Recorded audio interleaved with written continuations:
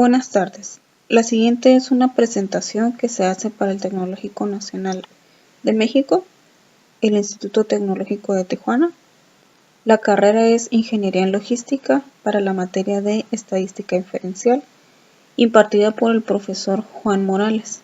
Vamos a estar viendo la unidad 1 y está elaborada por una servidora, Isaura Lorena Ramírez Agudo, con el número de control 1721-1330. Empezamos. Introducción a la estadística. Dentro de esta presentación vamos a ver conceptos básicos que engloban a lo que es la carrera. Entre ellos, pues principalmente tenemos estadística.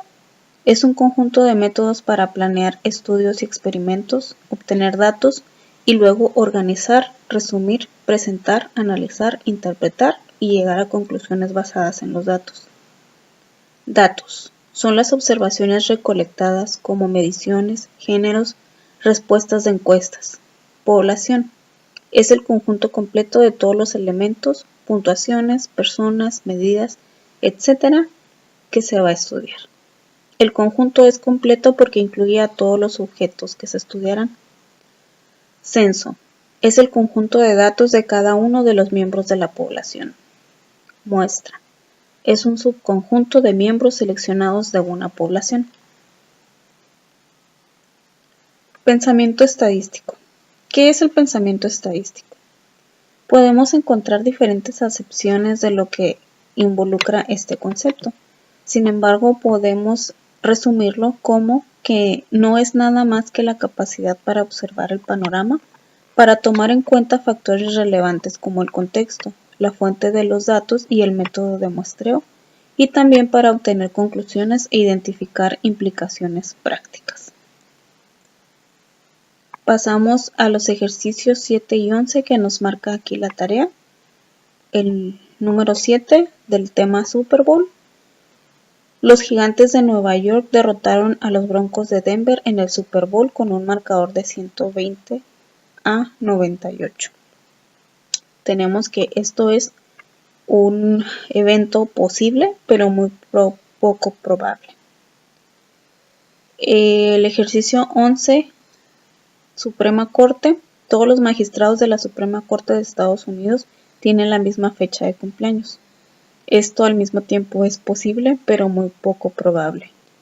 ¿Por qué? Porque tenemos diferentes tipos más bien una gran cantidad de personas que conforman la Suprema Corte de Estados Unidos y es muy poco probable que todas cumplan la fecha de todos tengan la misma fecha de cumpleaños en un día, siendo que el año por sí solo tiene 365 días.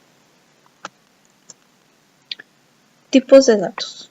En esta sección se describen distintos tipos de datos, los cuales determinan los métodos estadísticos que se utilizan para el análisis. Dentro de estos tenemos varios conceptos, que son parámetro. Es una medición numérica que describe algunas características de una población. Estadístico es una medición numérica que describe algunas características de una muestra. Al mismo tiempo, tenemos los datos cuantitativos o numéricos que consisten en números que representan conteos o mediciones. Los datos categóricos o cualitativos o de atributo consisten en nombres o etiquetas que no son números y que por tanto no representan conteos ni mediciones.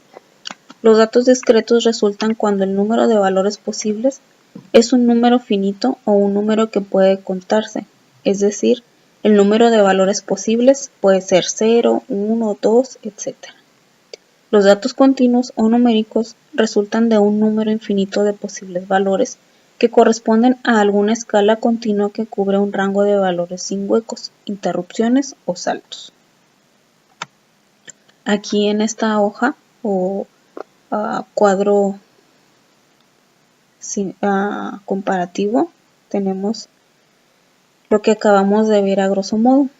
Dentro de la materia de estadística o ciencia como tal, tenemos diferentes métodos de planeación por medio de experimentos. Estos experimentos se convierten en datos. Estos datos pueden haber de diferentes tipos. pueden ser de población, que son los parámetros, lo que acabamos de leer ahorita en las diapositivas anteriores. Una muestra que nos da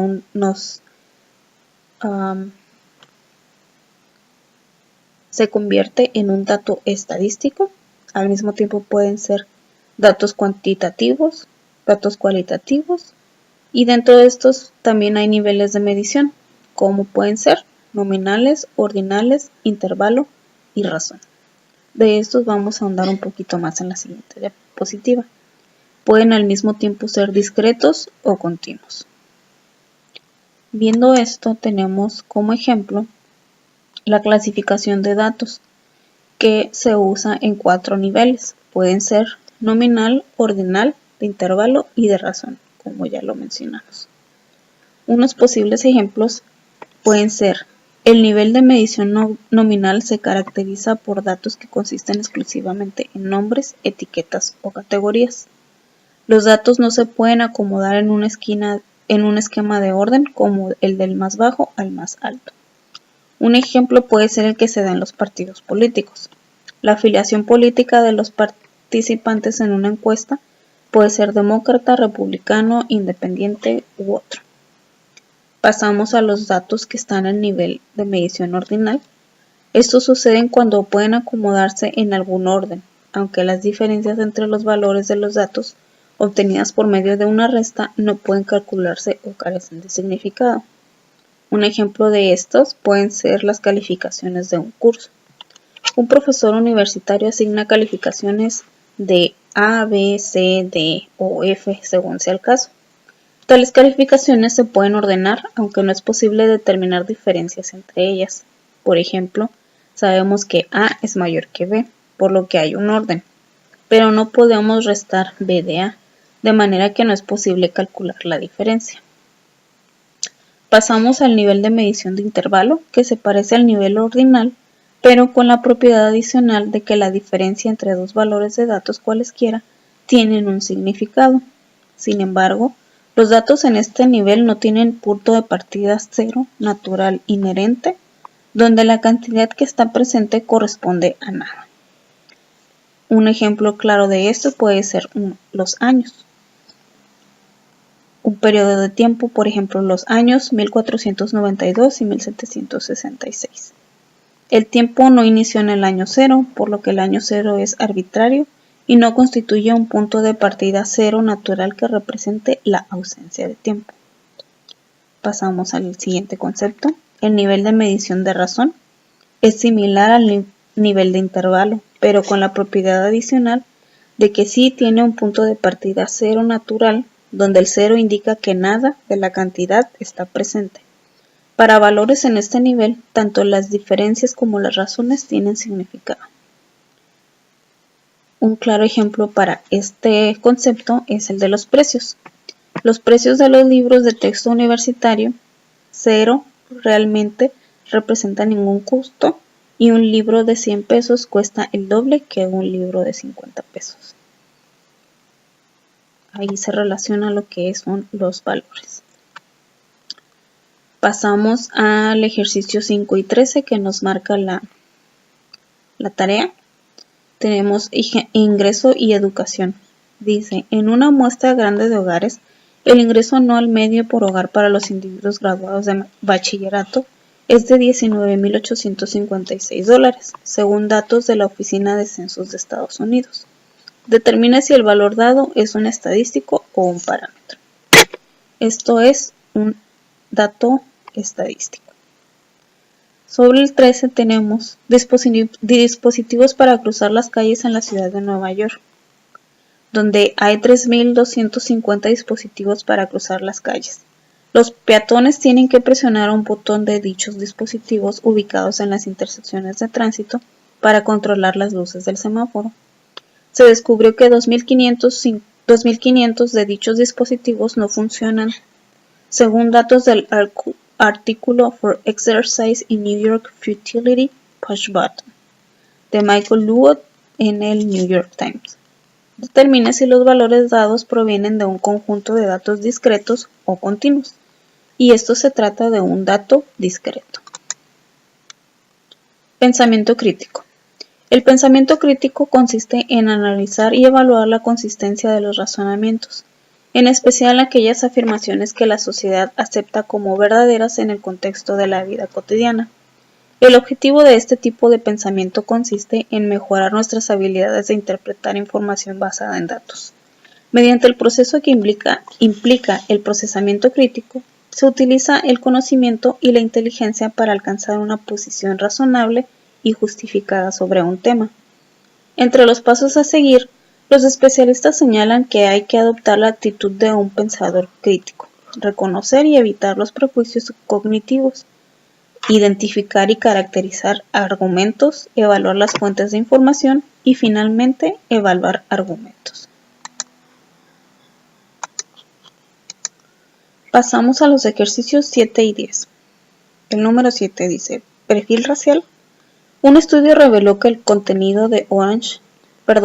el condado de Orange se expiden más multas por exceso de velocidad a los individuos de grupos minoritarios que a los caucásicos. Conclusión. En el condado de Orange, los individuos de grupos minoritarios exceden la velocidad límite más que los caucásicos. Quizá los oficiales de policía son más proclives a detener a individuos de grupos minoritarios que a los individuos caucásicos, por lo que los primeros reciben un mayor número de multas. Árbol de Navidad. Este es el ejercicio número 10. El proveedor de servicio de Internet América Online, AOL, realizó una encuesta entre sus usuarios. Les preguntó si preferían un árbol de Navidad real o uno artificial. AOL recibió 7.073 respuestas y 4.650 de ellas indicaban preferencia por un árbol real. Puesto que 4.650 representa el 66% de las 7.073 respuestas, podríamos concluir que alrededor del 66% de las personas que celebran la Navidad prefiere un árbol real. ¿Sí? ¿No? ¿Y por qué? Podemos decir que sí. ¿Por qué? Porque podemos pensar que las personas optan simplemente por el olor del pino, pues emana paz y armonía en el ambiente que los rodea y al mismo tiempo por la época en la que se está viviendo. Recolección de datos muestrales. Si los datos muestrales no se reúnen de forma adecuada, resultarán tan inútiles que ningún grado de tortura estadística podrá salvarlos. La primera parte de esta sección introduce los fundamentos de la recolección de datos y la segunda parte refina nuestra comprensión de los tipos de estudios, ya sean los estudios observacionales y los experimentados. Parte 1. Fundamento de la recolección de datos. Los métodos estadísticos se rigen por datos recabados. Por lo regular, obtenemos datos de dos fuentes distintas, los estudios observacionales y los experimentos. En un estudio observacional vemos y medimos características específicas, pero no intentamos modificar a los sujetos que estamos estudiando. En un experimento aplicamos algunos tratamientos y luego procedemos a observar sus efectos sobre los sujetos. En los experimentos, los sujetos se denominan unidades experimentales. En una muestra aleatoria, los miembros de la población se seleccionan de manera que cada miembro individual tenga la misma posibilidad de ser elegido. Una muestra probabilística implica seleccionar a miembros de una población de forma que cada miembro tenga una posibilidad conocida, aunque no necesariamente la misma, de ser elegida. En el muestreo sistemático, al mismo tiempo, elegimos algún punto de partida y luego seleccionamos cada unésimo, por ejemplo, cada 50º elemento de la población. El K aquí nos representa una cantidad cualquiera.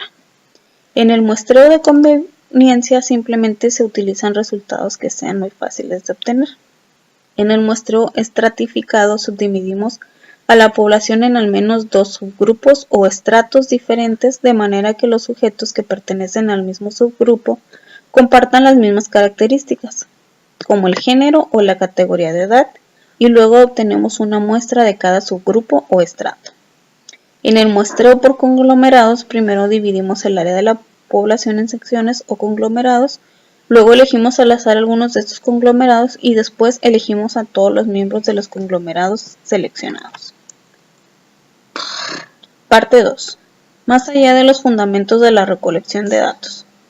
En esta parte refinaremos lo que hemos aprendido acerca de los estudios observacionales y de los experimentos, al analizar distintos tipos de estudios observacionales y diseños de experimentos.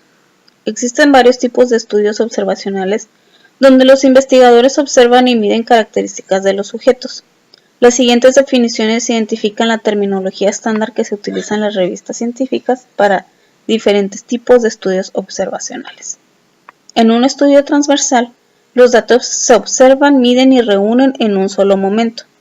En un estudio retrospectivo o de control de caso, los datos se toman del pasado mediante el examen de registros, entrevistas y otros recursos. En un estudio prospectivo o longitudinal o de cohorte, los datos se reunirán en el futuro y se toman en grupos, llamados cohortes, que comparten factores comunes. Esta es una representación gráfica de a grosso modo de lo que acabamos de leer en las filminas anteriores. Se queda aquí como referencia en caso de que se quiera ahondar un poquito más en el tema. Al mismo tiempo llegamos a lo que es un error de muestreo, que es la diferencia entre el resultado de una muestra y el verdadero resultado de la población. Este error es consecuencia de las fluctuaciones por el azar.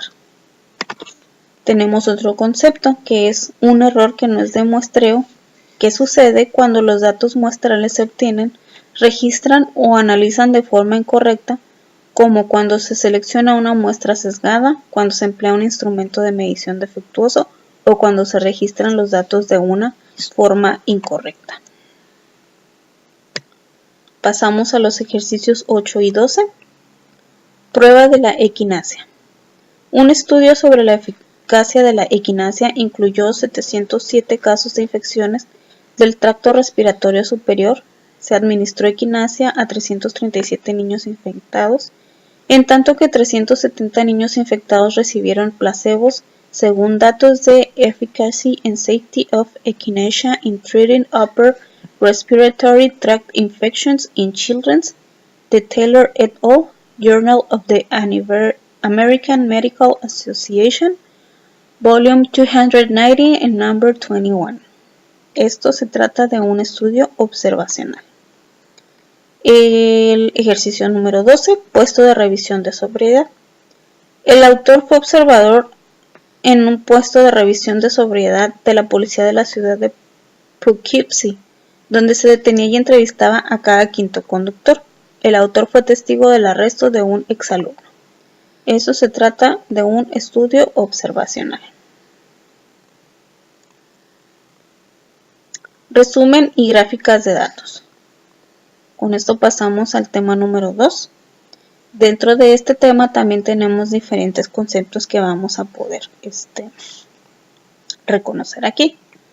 Por ejemplo, tenemos el número 1, que es centro, valor promedio o representativo que indica la localización de la mitad del conjunto de los datos.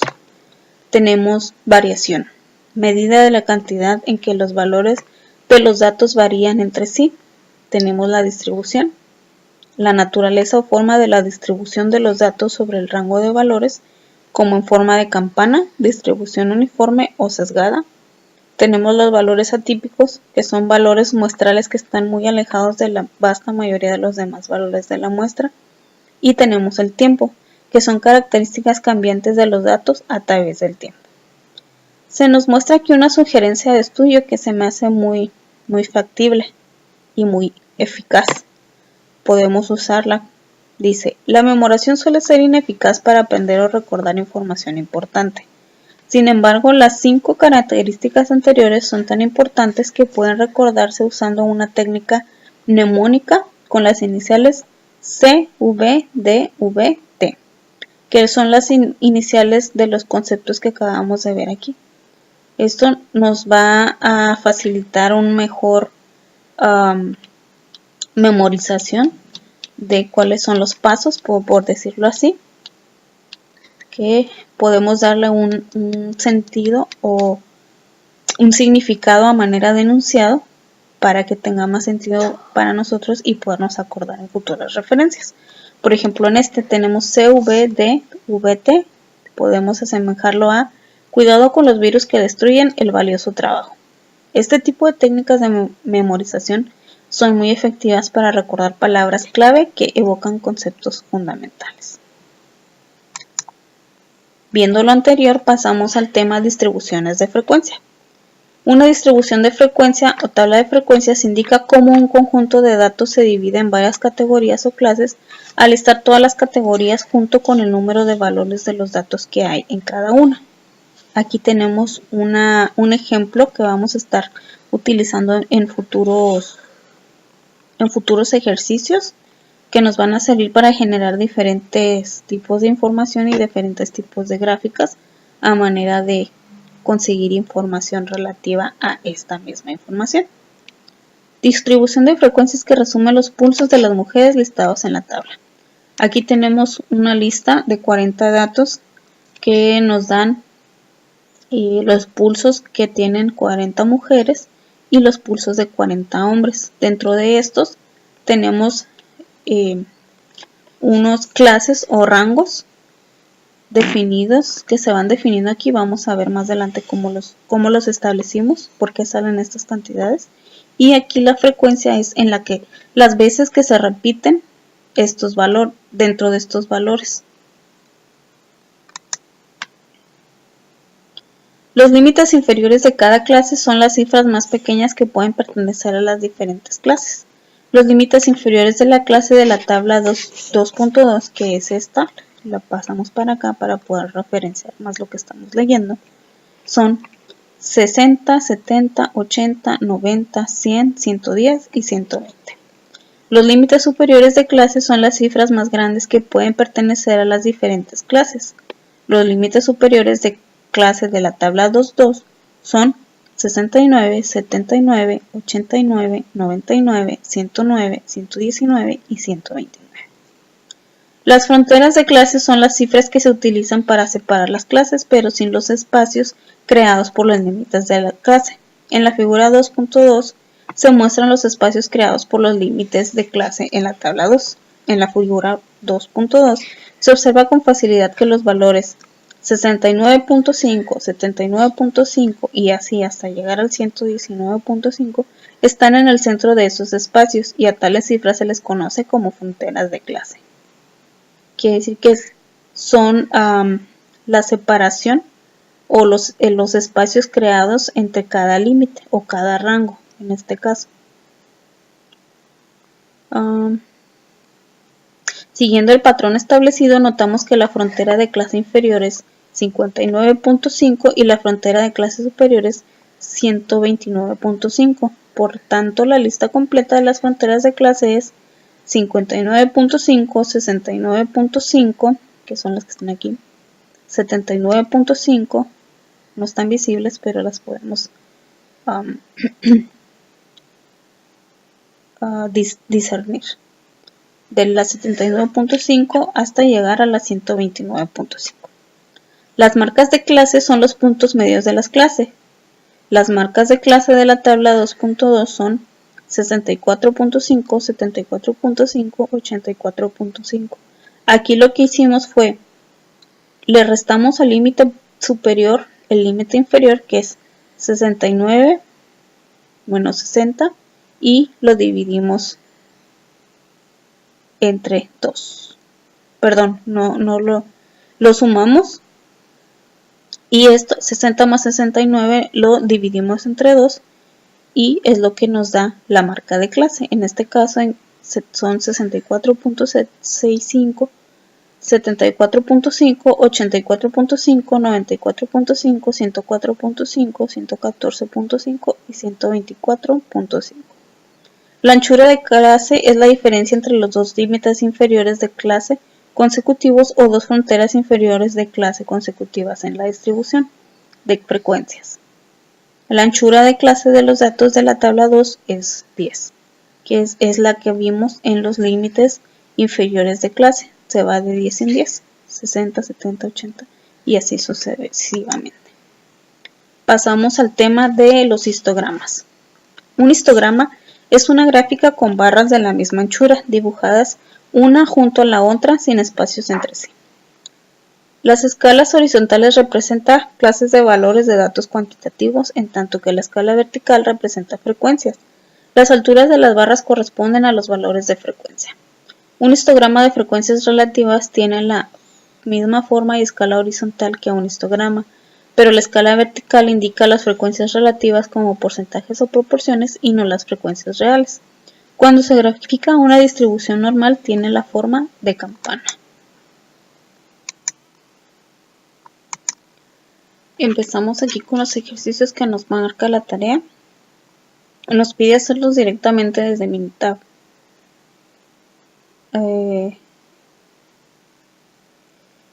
Está un poquito lenta mi máquina, así que para optimizar tiempo y recursos lo voy a estar explicando de unas capturas de imagen que tengo aquí preparadas y ya solamente voy a mostrar lo que es cómo quedó el resultado del ejercicio ya hecho en Minitab. Nos pide el ejemplo, la tarea, perdón, que saquemos lo que es de los datos sobre los pulsos de hombres y mujeres, que saquemos una distribución de frecuencias, incluyendo 7 clases. Para esto, omitirlo, lo vamos a dejar para el futuro, para el ejercicio que sigue. Tenemos los pulsos de las mujeres y los pulsos de los hombres de esta tablita ya aquí capturados. Ya teniéndolos capturados, lo que hacemos es, nos vamos a la menú gráfica, histograma.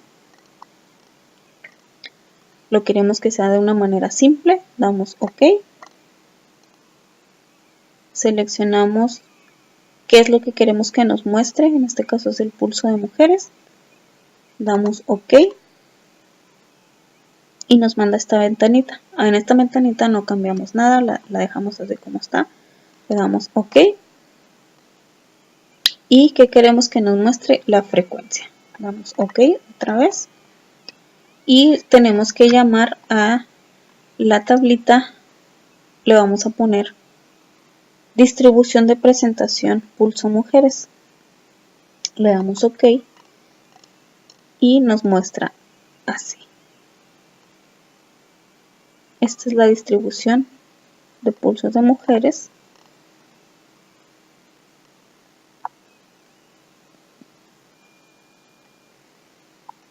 Y es como la tenemos acá. Acá ya la tengo acomodada en forma de...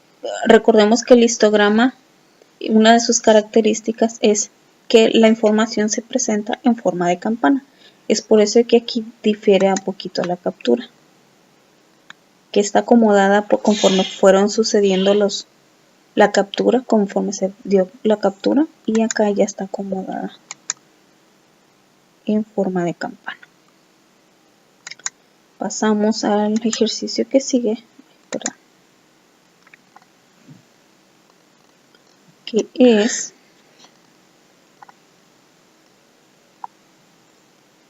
el histograma de pulso de mujeres.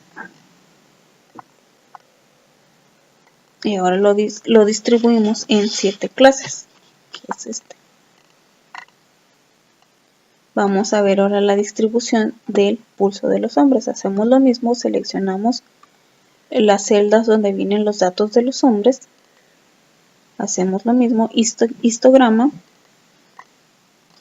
simple, pulso hombres, ponemos un nombre a la etiqueta o a la gráfica que queremos. Distribución de frecuencia pulso hombres. Y nos va a mostrar la gráfica de este modo. La cambiamos, le ponemos las clases que necesitamos que tenga y nos va a mostrar de manera que nos muestra la información aquí. Tenemos dada de alta. Aquí la tenemos. Y así es como se ve. Pasamos al siguiente, que es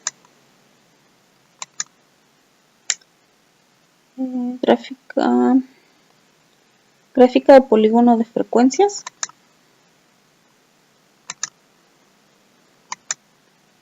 Para el ejemplo de los dientes de leche tenemos, a continuación se presenta una lista con las cantidades de estroncio en milibecquereles que hay en una muestra aleatoria simple de dientes de leche. La muestra se obtuvo de los residentes de Pensilvania nacidos después de 1979 con base en datos de Unexpected Rise in Strontium 90 in US Serious Study in the 1990s, de Mangano et al. Science of the Total Environment. Construye una distribución frecuencia con 8 clases. Estos son los datos que vamos a tomar para copiar en nuestro Minitab, cosa que se hizo aquí, está la captura y ya la tenemos aquí. ¿Okay? Dice que vamos a irnos a histograma. Primero seleccionamos la columna que vamos a utilizar. Vamos a gráfica, histograma, simple, que es lo que queremos, radiación en dientes de leche. Tenemos etiquetas, radiación en dientes de leche.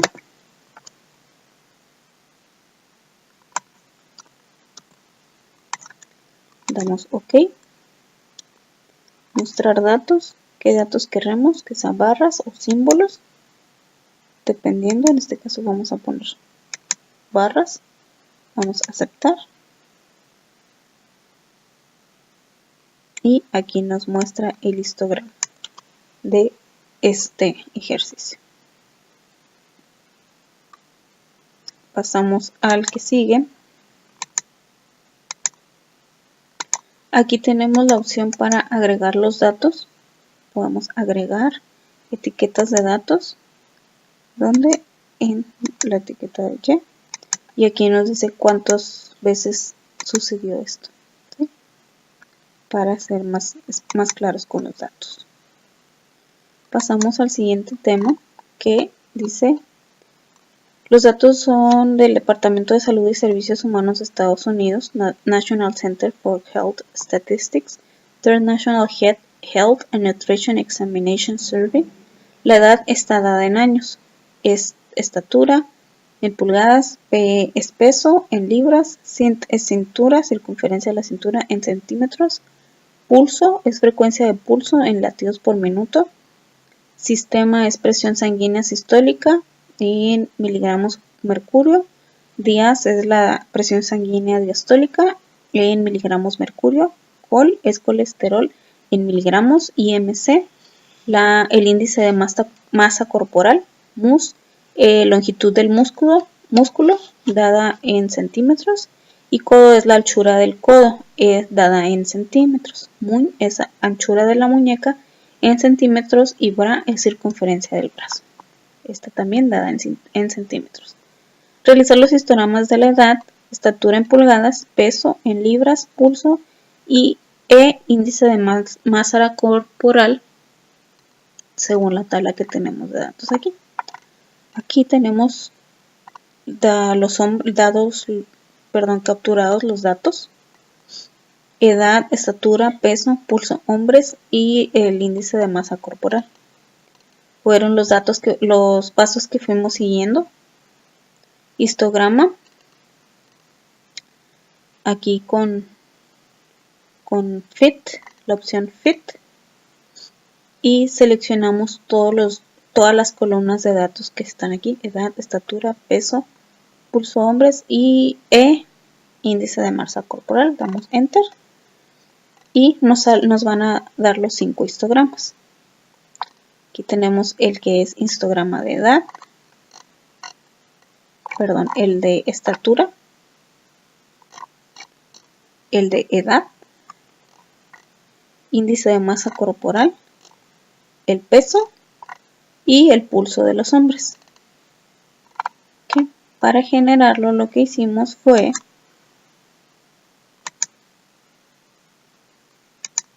Aquí tenemos los datos capturados y cada uno de los histogramas que se fueron generando para que se pudiera resolver lo que nos está pidiendo aquí el problema. ¿Sí? Tenemos un reporte, tenemos un reporte para la estatura, reporte para el pulso, tenemos la cintura, el codo, la muñeca, el músculo, el brazo y los reportes.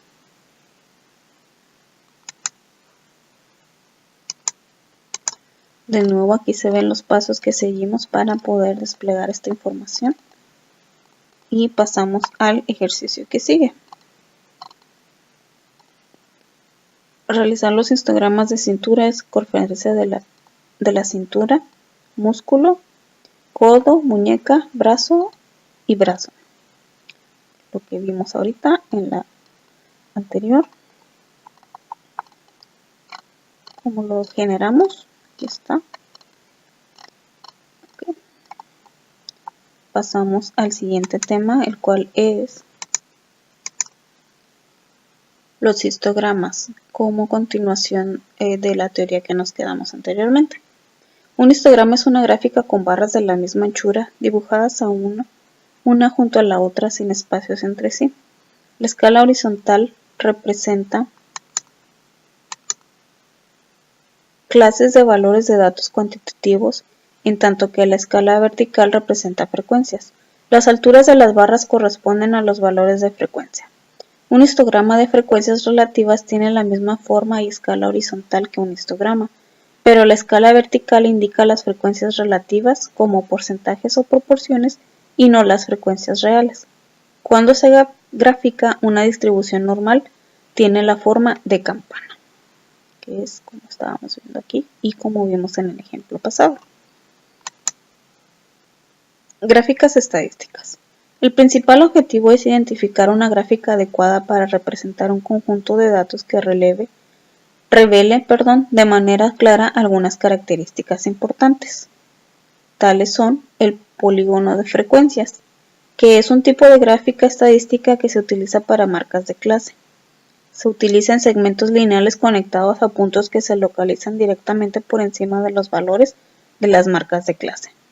Una variante del polígono de frecuencia básico es el polígono de frecuencias relativas, que utiliza frecuencias relativas, esto es, proporciones o porcentajes en la escala vertical. Al tratar de comparar dos conjuntos de datos, a menudo es muy útil graficar dos polígonos de frecuencias relativas sobre los mismos ejes. Ojiva es una gráfica estadística que representa frecuencias acumuladas y sirve para determinar el número de valores que se ubican por debajo de algún valor específico, tal como se ilustra en el ejemplo. Una ojiva es una gráfica lineal que describe frecuencias acumuladas y utiliza fronteras de clase a lo largo de la escala horizontal y frecuencias acumuladas a lo largo del eje vertical. Gráficas de puntos. Se ven de esta manera. Una gráfica de puntos es aquella donde se marca cada valor de un dato como un punto a lo largo de una escala de valores. Los puntos que representan valores igual se apelan. Gráficas de tallos de hojas. Esta es de la manera en cómo se ven. Una gráfica de tallo y hojas representa datos cuantitativos separando cada valor en dos partes. El tallo, que viene siendo el dígito ubicado en el extremo izquierdo, y la hoja, que es el dígito del extremo derecho. Se representa de esta manera. Gráficas de barras. Una gráfica de barras utiliza barras del mismo ancho para mostrar las frecuencias de categorías de datos cualitativos. El eje vertical representa frecuencias o frecuencias relativas. El eje horizontal identifica las diferentes categorías de los datos cualitativos. Las barras pueden separarse entre sí por pequeños espacios o no separarse. Una gráfica de barras múltiples contiene dos o más conjuntos de barras y se utiliza para comparar dos o más conjuntos de datos. Tenemos las gráficas de Pareto, que es una gráfica de barras para datos cualitativos, donde las barras se acomodan en orden descendente de acuerdo con las frecuencias. Las escalas verticales de las gráficas de Pareto representan tanto frecuencias como frecuencias relativas. La escala horizontal identifica las diferentes categorías de lados cualitativos. La altura de las barras disminuye de izquierda a derecha. Es así como la vemos, se va de lo mayor a lo menor. Gráficas circulares. Una gráfica circular representa datos cualitativos como si fueran rebanadas de un pastel, tal como lo muestra aquí la imagen, donde el tamaño de cada rebanada es proporcional al conteo de frecuencia de la categoría. Diagrama de dispersión. Un diagrama de dispersión es una gráfica de datos cuantitativos pareados en los ejes X y Y, con un eje X horizontal y un eje Y vertical. El eje horizontal se utiliza para la primera variable, X, y el eje vertical para la segunda variable, Y. El patrón de los puntos graficados suele ser útil para determinar si existe una relación entre las dos variables. Por último, en este tema, tenemos las gráficas de serie de tiempo. Una gráfica de series de tiempo incluye datos de series de tiempo, los cuales se reúnen en diferentes momentos.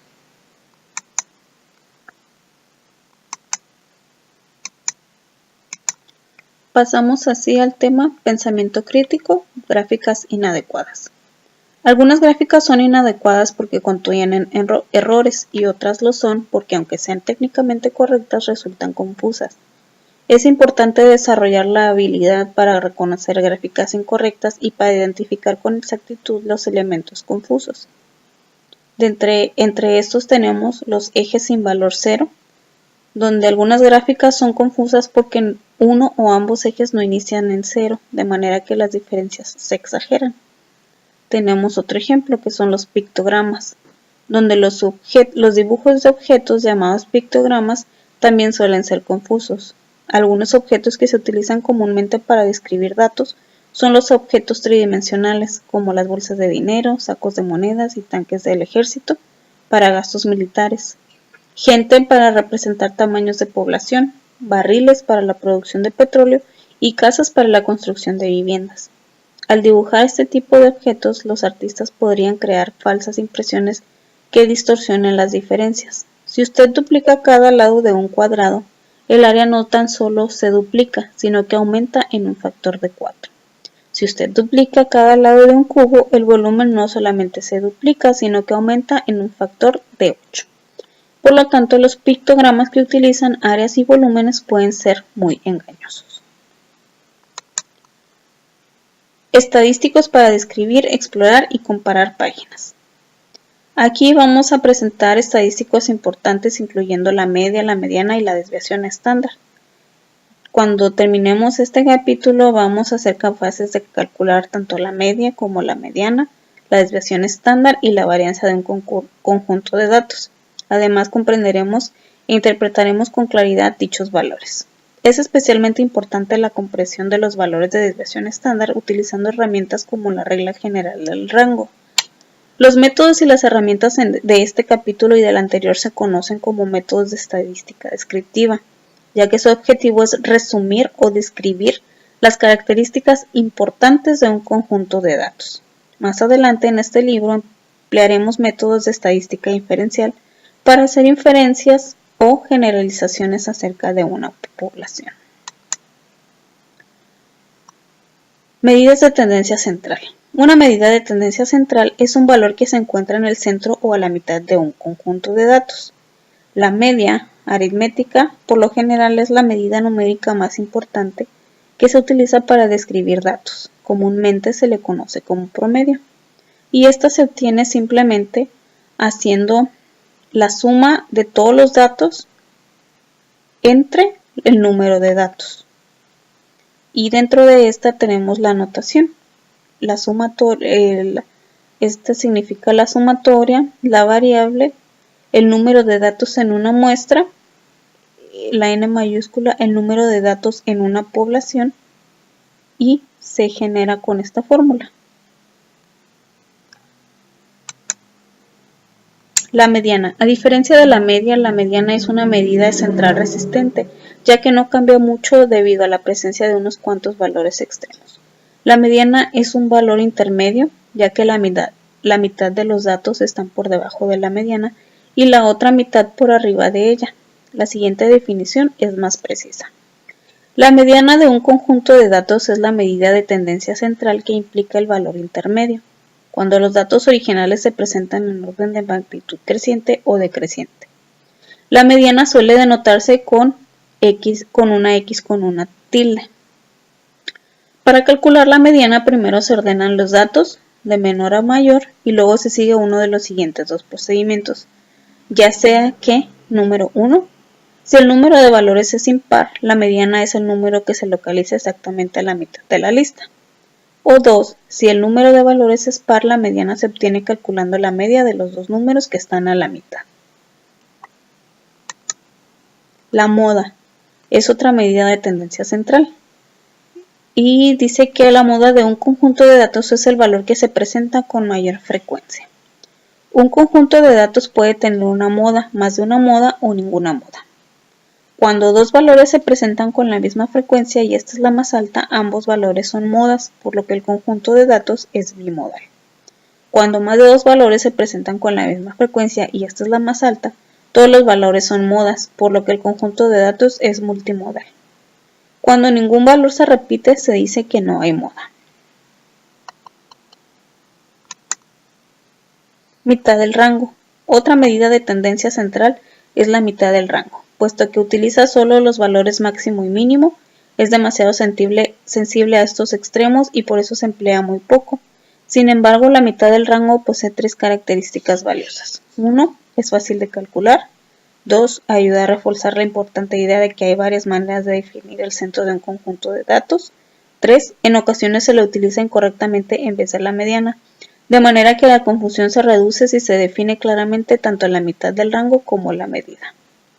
¿Qué quiere decir esto? Que la vamos a obtener tomando como referencia el valor máximo, le vamos a sumar su valor mínimo y lo vamos a dividir entre 2. De esta manera nos sale nuestra mitad de rango.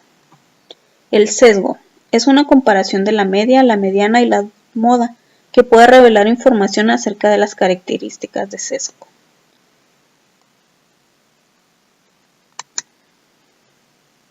Una distribución de datos está sesgada si no es simétrica y se extiende más hacia un lado que hacia el otro.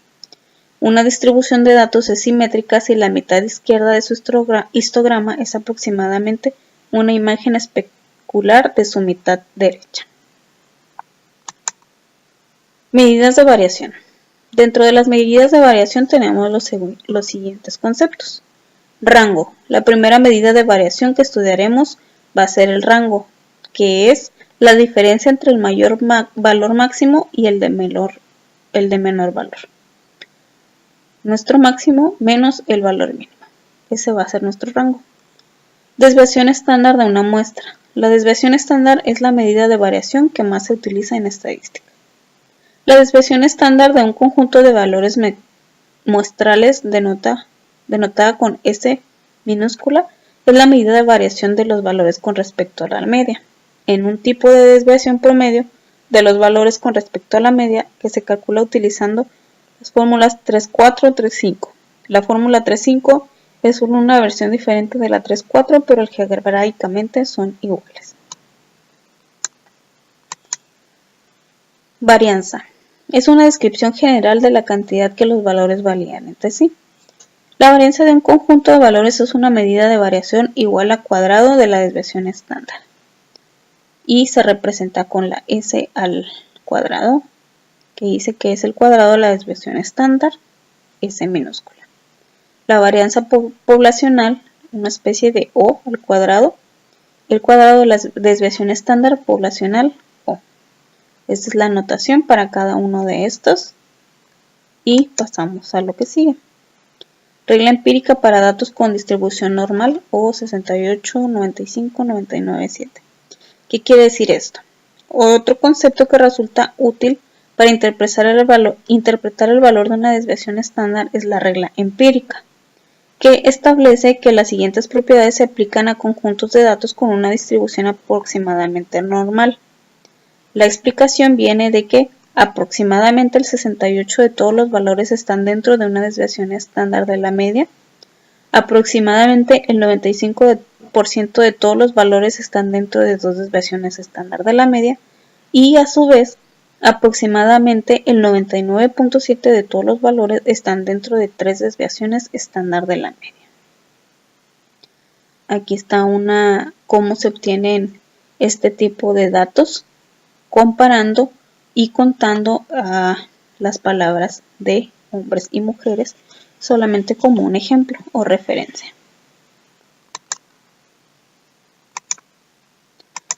Medidas de posición relativa y gráficas de caja. Esta sección presenta medidas de posición relativa que consisten en números que indican la ubicación de valores de datos con respecto a otros valores dentro de un conjunto de datos.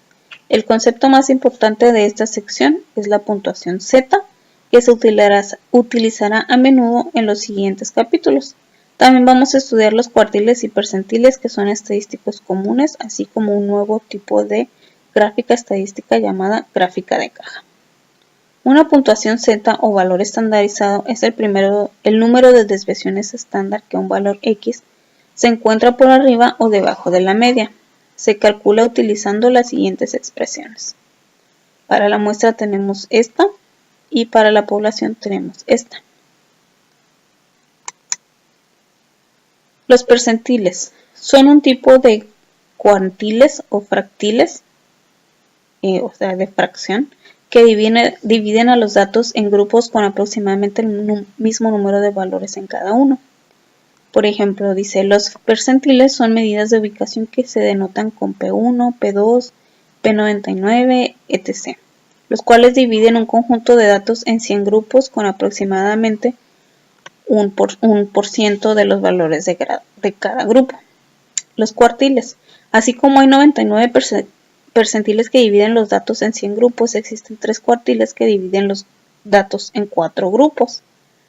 Los cuartiles son medidas de ubicación que se denotan por Q1, Q2, Q3 y así sucesivamente, donde dividen un conjunto de datos ordenado en 4 partes iguales con aproximadamente el 25% de los valores de cada grupo. De ahí el nombre cuartiles. Resumen de los 5 números y gráfica de caja. Los valores de los 3 cuartiles se utilizan para el resumen de los 5 números y la construcción de gráficas de caja. Para un conjunto de datos, el resumen de los 5 números consiste en el valor mínimo, el primer cuartil, Q1, la mediana o segundo cuartil, Q2, el tercer cuartil, Q3 y el valor máximo. Una gráfica de caja o diagrama de caja y bigotes es una gráfica de un conjunto de datos consistente en una línea que se extiende desde el valor mínimo hasta el valor máximo y una caja con líneas trazadas en el primer cuartil, Q1, la mediana y el tercer cuartil, Q3, y nos da una referencia que la vamos a ver más adelantito. El resumen de los 5 números se utiliza para construir una gráfica de caja siguiendo este procedimiento. Dice, el procedimiento para construir una gráfica de caja es el siguiente. Elabora el resumen de los 5 números consistente en el valor mínimo Q1, la mediana Q3 y el valor máximo. Construya una escala con valores que incluyan el valor mínimo y el valor máximo. Construya una caja, un rectángulo que se extienda desde Q1 hasta Q3 y dibuje una línea en la caja en el valor de la mediana. Dibuje líneas que se extiendan hacia afuera de la caja hasta los valores mínimos y máximos. Esta es la teoría para realizar una gráfica de caja. Más adelantito vamos a ver cómo se hace en la plataforma de Minitab y los ejemplos que tenemos aquí ya pregrabados. Hemos analizado varias herramientas básicas que se utilizan con gran frecuencia en estadística. Al diseñar un experimento, analizar datos, leer un artículo en una revista científica o al manejar datos, es importante tomar en cuenta ciertos factores fundamentalmente como los siguientes: cuál es el contexto de los datos, de dónde provienen esos datos, cuál es el método de muestreo que se utilizó, las medidas de tendencia central, las medidas de variación, la distribución de esos mismos datos, los valores atípicos, los patrones de cambio con el paso del tiempo, las conclusiones y a su vez las implicaciones prácticas. Esta lista es un excelente recurso, pero no debe reemplazar la reflexión sobre cualquier otro factor relevante. Es muy posible que algunas aplicaciones de la estadística requieran elementos que no estén contemplados en la lista y también es posible que algunos de estos no sean relevantes para ciertas aplicaciones. Esto, en cuanto a teoría, esto es lo que tenemos para estos temas, lo que abarcamos. Agradezco la atención y pasamos a los ejercicios. Dentro del pensamiento crítico tenemos las gráficas inadecuadas, que se nos marca el ejemplo aquí que dice gráfica de ingresos. La siguiente gráfica describe los ingresos promedio por trabajos de tiempo completo desempeñados por hombres y mujeres de 18 años o más. En un año reciente, tales ingresos fueron de 37.197 para mujeres y 53.059 para los hombres, según datos de la Oficina de Censos de Estados Unidos. La gráfica hace una comparación imparcial de los datos. ¿Por qué? Si la gráfica distorsiona los datos, construye una gráfica imparcial. Aquí tenemos una representación gráfica de que nos dice que las mujeres perciben menos que los hombres. Y se nos pregunta, ¿la gráfica hace una comparación imparcial de los datos? No, podemos decir que no, a simple vista se refleja. ¿Por qué? Porque dice que al utilizar áreas la gráfica crea la impresión de que el ingreso medio de los hombres es casi el doble del de las mujeres. Aquí es lo que estábamos comentando. Pero los valores reales indican que el ingreso medio de los hombres es aproximadamente 43% más alto que el de las mujeres. El problema nos sigue preguntando, si la gráfica distorsiona los datos, construye una gráfica imparcial. Que esta es la gráfica imparcial, donde simplemente se despliega la información que nos está dando aquí el problema. Las mujeres perciben 37.197, mientras que los hombres perciben 53.059 dólares. Y están los 39.000 y pico de las mujeres y los 53.000 y pico de los hombres. Ahora aquí tenemos el que sigue, distancias de frenado. La siguiente gráfica muestra las distancias de frenado de diferentes automóviles, medidas en las mismas condiciones. Describa en qué aspectos esta gráfica podría ser engañosa. En qué cantidad la distancia de frenado de Acura RL excede la distancia del frenado del Volvo S80. Dibuje la gráfica de forma que describa los datos de manera más objetiva.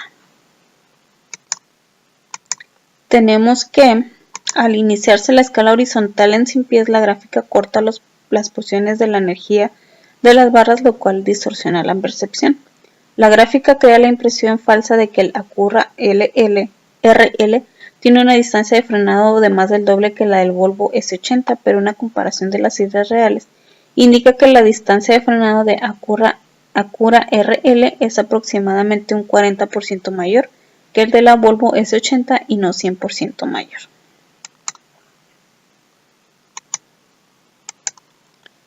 Pasamos al siguiente tema, medidas de tendencia central, donde se nos pone un ejercicio. Dice, una empresa que manufactura productos médicos requiere realizar un estudio de los resultados del diámetro en la producción de sondas Hurley. A continuación se muestra el estudio. 500 muestras de diámetro, se tomaron 25 muestras cada día durante 20 días del mes. Obtener la media y mediana de la muestra recolectada. Aquí yo tengo ya en el programa, tengo capturadas las muestras, que fueron las que nos menciona aquí. Fueron 500 muestras, 25 muestras cada día durante 20 días. Esas son las 500 muestras, el total, cada día de las 25 y lo que resultó del diámetro. Entonces ya teniendo estos datos podemos partir para sacar nuestra información. ¿Qué fue lo que hicimos? La información se muestra de esta manera. Nos muestra tanto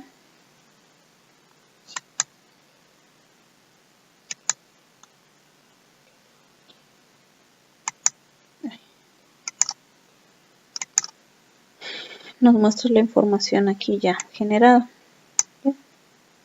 de esta manera. ¿Qué fue lo que hicimos? Teniendo los datos, nos vamos a estadísticas básicas, desplegar estadísticas básicas. Seguimos todos estos datos. Elegimos la opción de diámetro, damos OK. Seleccionamos qué información queremos que nos despliegue. Todos los checkmarks, le damos OK. Otra vez nos vamos a la sección donde dice diámetro, le damos OK. Y nos muestra esta información. Aquí está. Descriptive Statistic Diameters o diámetro. Aquí están. Se ven el summary, que es el resumen que podemos ver aquí. Y aquí están todos los pasos que seguimos hasta llegar aquí. Esta es una captura de imagen de esta.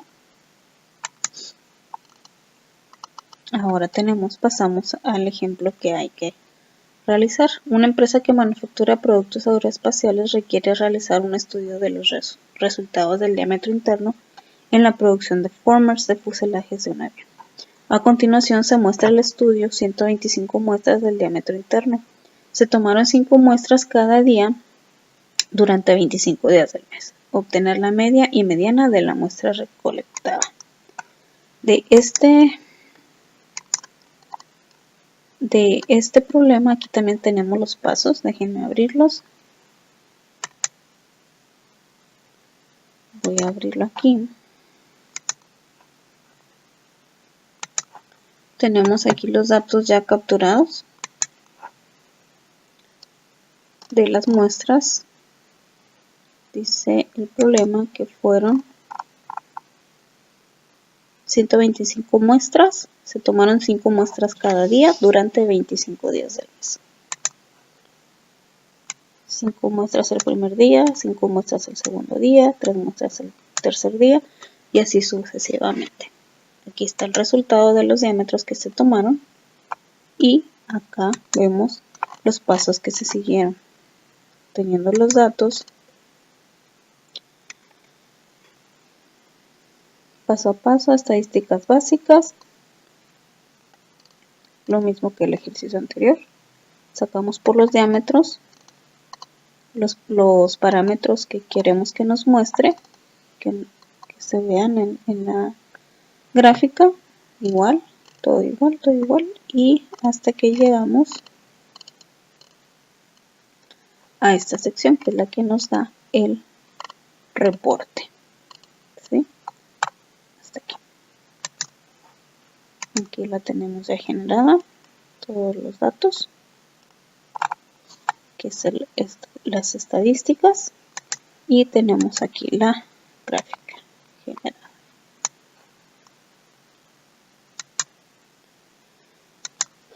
Pasamos al ejercicio que sigue. Dice el ejercicio: medidas de variación, emisiones de automóviles. Científicos ambientales midieron las emisiones de gases de invernadero de una muestra de 125 automóviles. Las cantidades que se listan a continuación están en toneladas por año, expresadas como equivalentes de CO2. Obtener el rango, la desviación estándar y la varianza.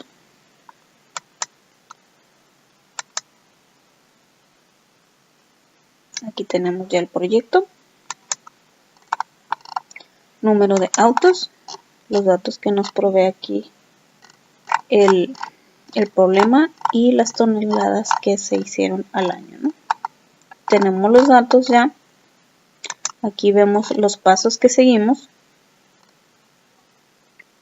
Medidas de variación, estadísticas básicas, desplegar estadísticas básicas, toneladas de CO2 al año, las mismas variantes que vimos en ejemplos anteriores, cómo queremos que nos la muestre, qué atributos queremos asignarles, damos OK, y así es como nos muestra la información, que es la misma que tenemos acá. Tenemos todas las estadísticas aquí. Variables, toneladas, el máximo, el rango, el histograma, los valores individuales, la gráfica de caja y el summary report.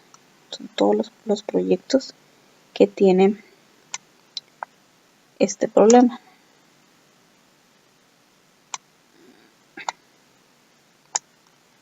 Okay.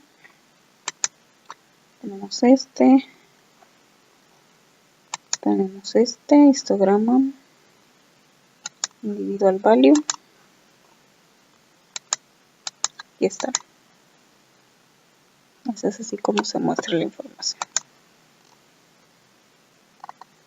Y tenemos cada una de las gráficas para verlas de manera individual.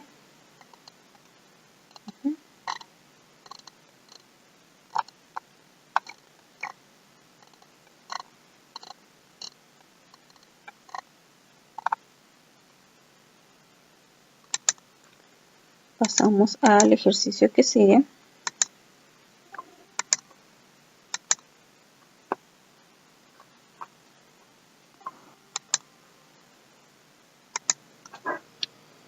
Pasamos al siguiente ejercicio.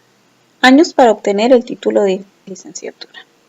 A continuación se presenta el tiempo en años que le tomó a una muestra aleatoria de estudiantes universitarios obtener su título de licenciatura, según datos del US National Center for Education Statistics. Obtener el rango, la desviación, estándar y la varianza. Aquí ya tengo el ejercicio resuelto. Lo que hicimos, a continuación voy a describir los pasos. Tenemos las variantes número de estudiante y los tiempos en años que les tocó. Dice que son 30 estudiantes con los años que les tomó hacer su licenciatura. De estos 30 datos, esto fue lo que hicimos. Estadísticas básicas, estadísticas descriptivas. Se nos abre la opción aquí, tiempo en años, damos OK.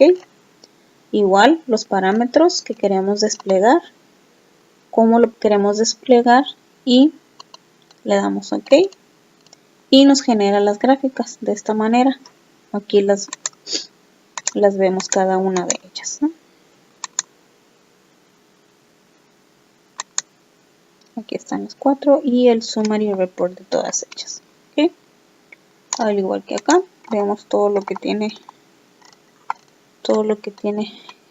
este proyecto y así nos lo muestra.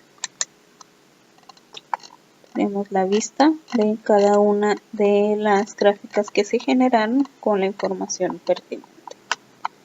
Hasta aquí. Pasamos al siguiente tema, que es medidas de posición relativa y gráfica de caja.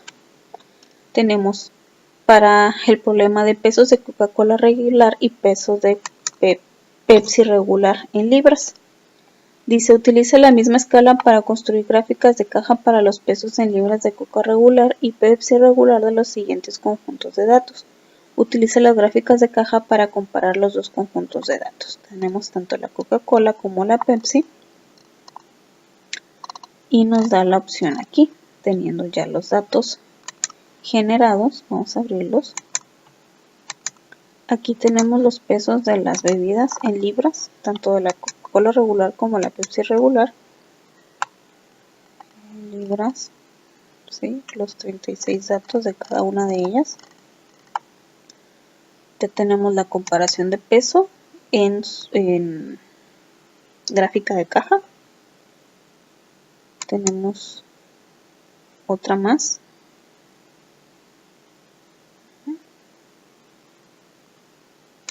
Y tenemos, así es como nos lo muestra, y para eso hicimos todos los pasos que a continuación se listan aquí. Logspot o gráfica de caja.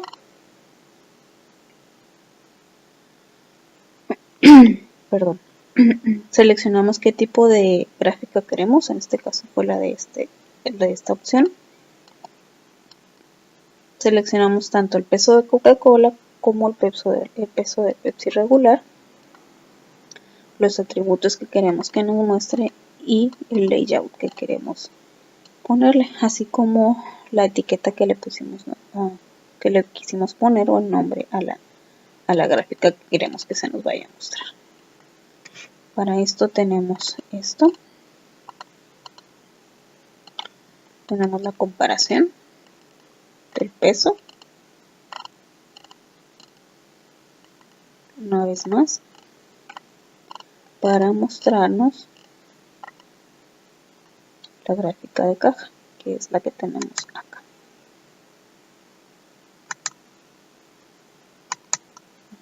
Son estas dos. Y una vez más, terminamos con este ejemplo. Ahora seguimos con el ejemplo de las calificaciones de crédito FICO en USA. Dice, se obtuvo una muestra aleatoria simple de calificaciones de crédito otorgadas por la empresa FICO y los datos se presentan a continuación.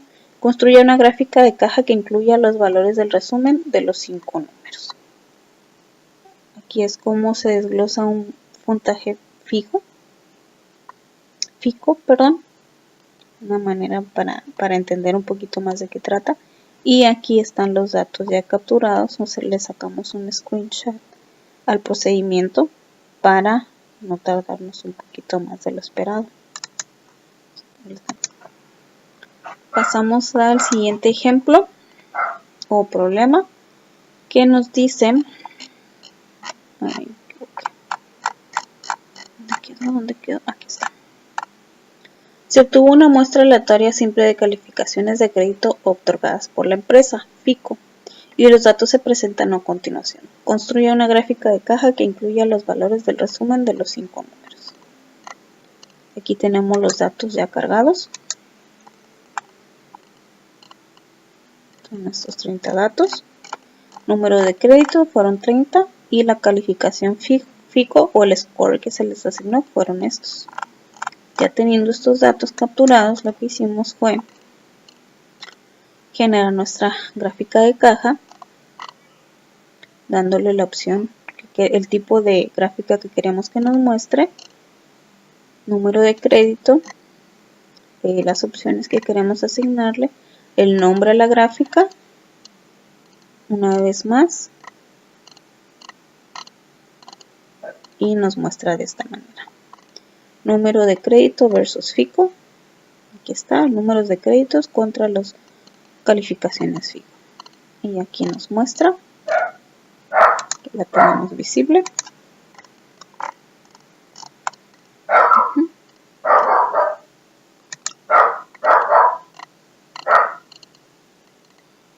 Y estos son los pasos que seguimos para poder generar las gráficas. Hasta aquí llegamos con los temas que requiere la tarea. Como último paso para cerrar esta unidad se nos pide crear un proyecto o abrir un proyecto, que este consiste, dice, una vez terminado el contenido de esta tarea, crear una presentación llamada Herramientas Estadísticas aplicadas al campo laboral, en la cual desarrollarán los conocimientos obtenidos aplicados a la solución de problemas y proyectos laborales. Este proyecto durará 2 o 3 semestres y en cada unidad se le dará continuidad a los avances. En la presentación también tendrán que explicar la solución de los ejercicios que planteen. El no hacer esta actividad significa no acreditar la unidad. Cada que termine una unidad tendrán que exponer sus avances y usarán la misma presentación para exponer los avances. ¿Okay? Para esto tengo esta presentación. Herramientas estadísticas aplicadas al campo laboral. En resumen, tengo lo siguiente.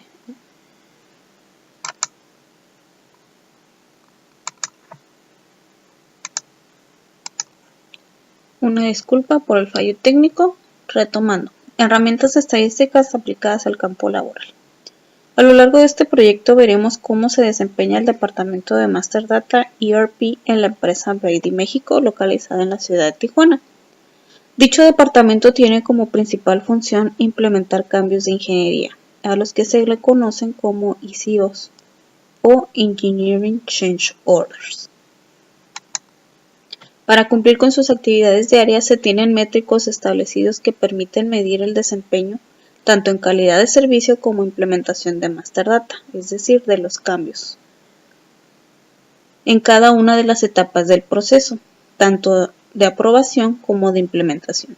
Entre ellos están por orden el Routed for Approval Date, que es el autor del ECO o la persona que promueve los ECOs somete un ECO a una plataforma que llamamos Tracker Tool. Dentro de esa plataforma, nuestro deber como coordinadores, las personas de Master Data, nos llamamos coordinadores, que somos el intermediario entre el ECO y su implementación en el sistema. Una vez que se someten, lo tenemos que mandar a Routed for Approval, que esto debe suceder dentro de un día como máximo posterior al que se sometió el ECO. Una vez mandado aprobaciones, hay otra fecha que se sigue, es el Approval Date. ¿Cuánto tiempo les tomó a las personas involucradas en el cambio aprobar dicho cambio? Para ello se tiene un tiempo específico de 5 días para considerar dentro de tiempo el proceso o el ciclo de vida del mismo ECO. Una vez aprobado tenemos el Implementation Date. El Implementation Date no es más que nada el tiempo que a nosotros como coordinadores se nos asigna para implementar los cambios que se aprobaron y trasladarlos al sistema para que tomen vigencia en el módulo de producción. Podemos partir con estos métricos para poder empezar a estructurar la información por medio de gráficas estadísticas que nos van a permitir conocer la tendencia del departamento. En la siguiente presentación, me imagino que va a ser la unidad 2, vamos a ver cómo quedó dicha estructura y los datos que hayamos recopilado hasta entonces. Por su atención, muchas gracias.